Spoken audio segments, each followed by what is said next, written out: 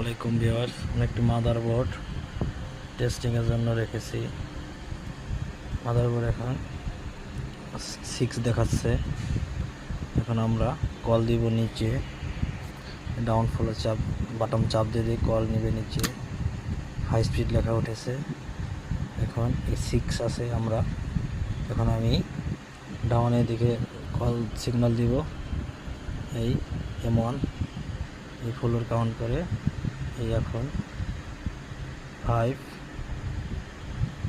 6 4 3 2 1 0 এই এখন থেমে গেল। এই আর কি ভিডিও। আদারটি প্রবলেম ছিল, ঠিক করা হলো। Thank you viewers.